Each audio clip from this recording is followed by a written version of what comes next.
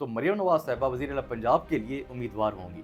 तो इस हवाले से बड़ी इंपॉर्टेंट खबरें सामने आ चुकी हैं। मरियम साहिबा के बारे में जो बातें चल रही हैं कि वो वज़ीर आला पंजाब बन सकती हैं। तो ये बातें पहले भी चल रही थी। मीडिया पे नून लीग के अंदर कहा जा रहा था कि मरियम साहिबा वज़ीर आला पंजाब बन सकती हैं। लेकिन फिर अचानक से खामोशी आ गई। तो मुझे लगता है कि सारे इस चीज़ का इंतज़ार कर रहे होंगे, ख़ासतौर पे मीडिया के अंदर लोग, कि पहले ये देखा जाए कि मरियम साहिबा कौमी असम्बली के साथ-साथ सूबाई असम्बली के लिए दरख़्वास्त जमा करवाती हैं कि नहीं करवाती। तो इस हवाले से एक खबर सामने आ चुकी है। मरियम नवाज साहिबा ने 2 कौमी असम्बली, 3 सूबाई असम्बली की सीटों के लिए दरख़्वास्त जमा करवा दी है। तो ये खबर जब सामने आई तो फिर तो सबने कहा कि अब तो कन्फर्म हो चुका है कि मरियम साहिबा वज़ीर आला पंजाब की उम्मीदवार होंगी।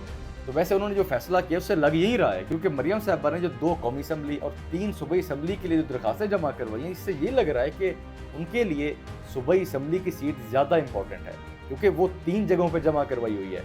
तो जब ये बात की जाती है कि नवाज शरीफ साहब प्राइम मिनिस्टर होंगे, मरियम साहिबा सीएम पंजाब होंगी, तो लोग कहते हैं कि मतलब ये तो फिर पार्टी के अंदर जमहूरियत ही नहीं है, ये तो नाइंसाफ़ी है।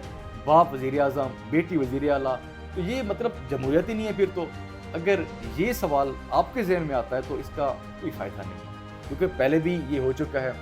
बाप वज़ीर आज़म तो बेटा वज़ीर आला, ख़ासतौर पे शहबाज शरीफ साहब के केस के अंदर, तो शहबाज शरीफ साहब वज़ीर आज़म थे, हमज़ा साहब वज़ीर आला थे। तो ये चीज़ तो पहले भी देखी गई है। तो पहले बाप और बेटा थे, तो अब बाप और बेटी होंगे। तो मेरे ख्याल से कोई नई बात नहीं है। तो इसीलिए ये समझा जा रहा है कि मरियम साहिबा वज़ीर आला पंजाब होंगी, लेकिन मेरे ख्याल से अभी काफ़ी सफ़र पड़ा है। तो खैर अभी तो इलेक्शंस होंगे, तो ये देखना होगा कि नून लीग के पास मेजॉरिटी होती है कि नहीं होती। अगर नून लीग पंजाब के अंदर ज़्यादा सीटें निकाल लेती है तो फिर वो फैसला कर सकते हैं, फिर उनके लिए आसान होगा। अगर उनके पास ज़्यादा सीटें नहीं होती, अगर उनको छोटी जमातों को मिलाना पड़ गया, तो फिर उनके लिए काफ़ी मुश्किल हो जाएगा।